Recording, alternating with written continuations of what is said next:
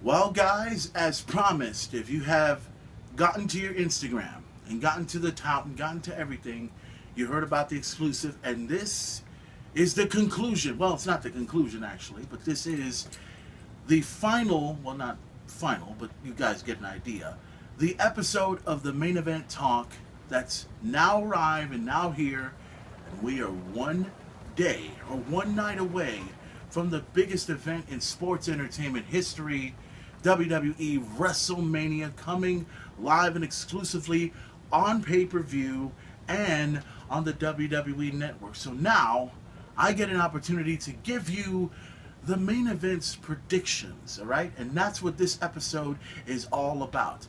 And I also want to thank all of you who had an opportunity to check out all of my WrestleMania thoughts.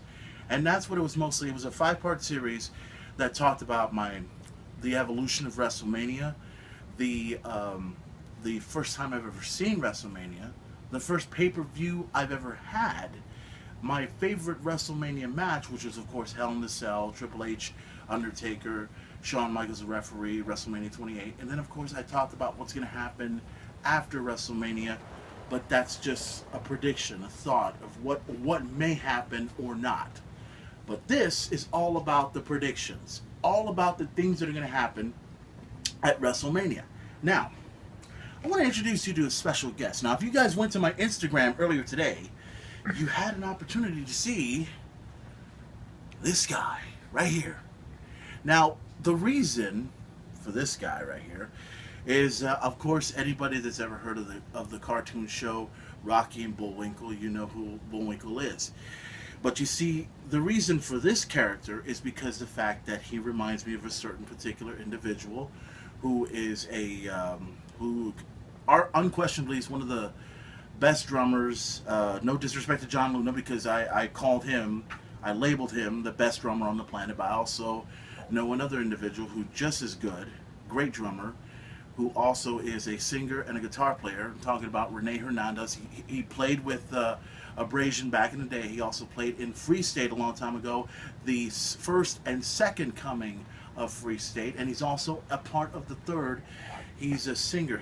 I consider him the Tommy Lee of Corpus Christi, because he plays drums and he plays guitar and he also sings.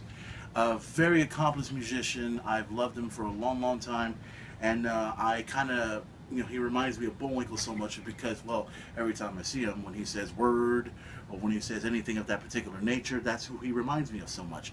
Every time, it's like I feel like putting a bottle of Jaeger right next to him and just say, "Hey guys, Jaeger," and all that stuff. He's a huge Rush fan. He loves Depeche Mode a whole lot. Like I said, he's a very accomplished musician, and for the first time ever, my own Renee doll right here on the main event talk. Holy fucking shit, yeah! Hey, Jaeger, word, just for the night. But Renee, big shout out to you, my man. I'm sorry, but I had to do this because I can and I want to. It's my show. I got to go as far as I can. But with that being said, let's talk about WrestleMania. Let's talk about what's going to happen this Sunday live and exclusively on pay-per-view. You guys know the whole story. And also, the Hall of Fame induction ceremony took place just a few minutes ago. And I didn't get a chance to see it. I don't have the WWE Network yet. But I'm going to get that very, very soon and put it on my my phone, my laptop. Well, I don't have a laptop just yet, but I'll probably get around to that very, very soon. But the Hall of Fame induction ceremony was tremendous. I heard that, I don't know exactly who inducted the Ultimate Warrior yet. And I'm very, very curious about how he spoke, what he said, and did it make any sense, like he always does in every single one of his single promos, And also, I heard something about Kane inducting Paul Bearer, which was very appropriate. I was kind of hoping for The Undertaker to be a part of the ceremony as well, but he did at the very, very end. I heard that he had the urn in his hand, raised it up, and had the picture of Paul Bearer right there, which was, honestly very, very appropriate, for Paul Bearer. He was lost over a year ago, and now him being inducted into the Hall of Fame, very, very awesome. I would have loved to have seen the entire episode of the WWE Hall of Fame induction ceremony. It would have been awesome to check out. But guys, WrestleMania this Sunday, live and exclusively on pay-per-view and on the WWE Network. The main event is psyched. I've already had everything cleaned up. I've already had everything set up the way I like it. Me and my brother have everything just right, as we always do every year. We talked about the first WrestleMania that I've ever seen. We've talked about the first pay-per-view I've ever seen. And now ever since then, I've had WrestleMania for over possibly 25 years. WrestleMania has been on for so long, for over 30 years. 3 decades, 30 WrestleManias. And seeing everything from Andre the Giant body slamming Hulk Hogan. Let me correct that. Hulk Hogan body slamming Andre the Giant in front of 93,172 fans at the Pontiac Silverdome in Detroit, Michigan. That is an accomplishment, and hopefully very, very soon, if WrestleMania ever comes to Dallas, Texas, ever comes over, well, Arlington, Texas to be exact, over at the AT&T Stadium, we will overflow that motherfucker, and we will blow it up to over 100,000. I guarantee you that will happen at WrestleMania. Well, that is, if WrestleMania ever comes to Texas again. I guarantee you that. Seeing the Iron Man match between Shawn Michaels and Bret the Hitman Hart for the WWE Championship. A clash of titans between the Ultimate Warrior and Hulk Hogan for the WWE Championship and the Intercontinental Championship at the Sky Dome in Toronto, Canada. How about Macho Man's career being on the line and the Ultimate Warrior's career being on the line at WrestleMania 7? And how about the beginning of the streak when it was Undertaker versus Superfly Jimmy Snuka? That was amazing to watch. How about seeing Stone Cold Steve Austin versus The Rock in one of 3 WrestleManias? And my personal favorite of them all, Stone Cold versus The Rock at WrestleMania 17 at the Houston Astrodome. And man, that's the one that out of all of them, out of all 3 of them, that was the best WrestleMania of them all. And how about the Game, Triple H, coming in and winning his first undisputed championship, beating Chris Jericho WrestleMania 18? Or how about the Hell in a Cell that I was talking about between The Undertaker and Triple H, with Shawn Michaels as a special guest referee? The once-in-a-lifetime match between John Cena versus The Rock at WrestleMania 28. There are so many WrestleManias to think about. Every single one from WrestleMania 1 all the way down to WrestleMania 29. And we are now down to WrestleMania 30. And it's coming up this Sunday exclusively on pay-per-view and on the WWE Network. So let me start with the Andre the Giant Battle Royal. Hogan announced it, pressed it all over the world. Already 30 superstars are already involved in this particular thing. And everyone's obvious favorite would be the Big Show. Why? Because he's like Andre the Giant, but the only difference between Andre and Big Show, Andre will always go down as a Hall of Famer. He will always go down as one of the greatest big men in the history of sports entertainment and professional wrestling, bar none. But the Big Show can do things that not even Andre the Giant could do.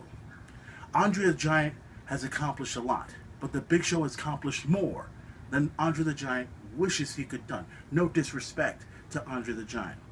But now you got 30 superstars involved, and Big Show is one of those participants, and everyone is saying that the Big Show will win it. Me, I personally hope he does. But the thing is, there's a lot of people that are also saying about a certain particular new superstar who has not made his debut yet, but he plans on showing up at WrestleMania. And I'm talking about the newcomer, Alexander Ruzov.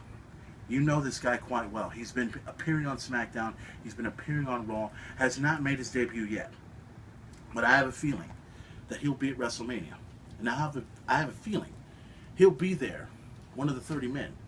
And if he throws the Big Show over the top rope and wins it, that's his biggest accomplishment, and it'll be his WrestleMania debut.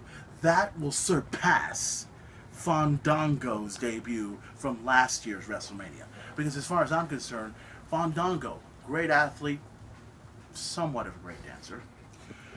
But Fandango, even though he won his match with Chris Jericho, let's be honest, Fandango couldn't fucking, and I'll say this on my show because I can, Fandango couldn't hold Chris Jericho's jockstrap or guitar or microphone, much less try to wrestle Chris Jericho. That's how it is. Fandango's a great athlete, but I think Alexander Rudolph, if he does win the Andre the Giant Battle Royal and and throw the Big Show over the top, there's your winner right there. Alexander Rudolph, I see him winning it. That is, if he's in it. If Big Show's in it, he wins overall, just like that. That's my prediction. Let's talk about the Attitude Era versus the Reality Era. On the Attitude Era, you got the New Age Outlaws and the Big Red Machine Kane. And on the other side, you got the Future and Seth Rollins, Roman Reigns, and Dean Ambrose in the Shield. 1 year ago, these guys came in and tore it up. And a lot of people thought that these guys couldn't hold anything to any caliber of any superstar at all. But my, how the Shield has proven that over an entire year by dominating every superstar, by putting John Cena, by putting Ryback, by putting Daniel Bryan, even The Undertaker in their place. And ever since then, the Shield has proven that it is their yard. And I have a feeling that at WrestleMania, I love the Shield. I loved them since they first debuted, and I love them now, and I have a feeling that the New Age Outlaws and Kane are going to get a taste of what the Reality Era, as Triple H calls it, happens. The Shield is the future of WWE. Make no mistake about it. I see a lot of big things going, and a lot of people are still saying that the Shield will break up. My personal opinion, they're not going to break up just yet. But I think until SummerSlam rolls around, then it'll happen. That will happen. The Shield will break up at SummerSlam. But in the meantime, they're going to stay together, they're going to hold it on, and they're going to take down the New Age Outlaws and take down Kane at WrestleMania 30. I can't wait for that. The Divas Battle Royal, or the Divas Vicky Guerrero Memorial, whatever that is, all I could say is quite simple. AJ Lee holding onto the title. You got this many women. The only person I see winning that championship, if AJ wins it, it'd be great. But I think the one person I want to see the most become champion, call me crazy, but I think Tamina may actually have her opportunity, because Tamina's been in WWE for a long time. And Tamina is also the daughter of WWE Hall of Famer Superfly Jimmy Snuka. And if she wins it and becomes Divas Champion at WrestleMania, it will be a great accomplishment for her. And plus, I would love to see big things happen for her at WrestleMania, and big things happen for her if she shows up, if she becomes WWE Divas Champion at WrestleMania. First time the Divas Championship has ever been defended at WrestleMania. That's going to take place. The Tag Team Championship, you got the Real Americans and El Matadors, and the tag team champions themselves, the Usos, and then you also have trying to figure out what the other team is. I know there's 4 teams, but I haven't been able to figure out what the other team is. But anyways, Ryback and Curtis Axel. First of all, Ryback, Curtis Axel, not going to happen. Okay, El Matadors, might as well go El out of here. Okay, you're done. You're finished. You're out the window. Okay. The Usos, obviously, they're going to win the tag team titles, and a lot of people would like to see We the People or the Real Americans become the tag team champions. But let's be honest, the hottest star going right now is Cesaro, and I think Cesaro will be the man to not only give up on this team, he will also put Jack Swagger away. WrestleMania will be the end of the Real Americans, and after WrestleMania, it will become the start of the Cesaro era, because I have a feeling that Cesaro will leave the team and will move on, and I see big things happening for Antonio Cesaro. He's a huge star. I love what he's become, and a lot of people are really pulling for that. That's my prediction, okay? The Usos, they win the tag team titles. That's it. It's done. It's over. Now, let's bring up, we got to bring up the streak, don't we? We got to bring up The Undertaker, who has defeated every single man at WrestleMania, from the likes of Triple H, the Heartbreak Kid Shawn Michaels, the Nature Boy Ric Flair, Jimmy Superfly Snuka, the Giant Gonzalez, Jake the Snake Roberts, Big Daddy Cool Diesel, his brother Kane, and so many others. Now,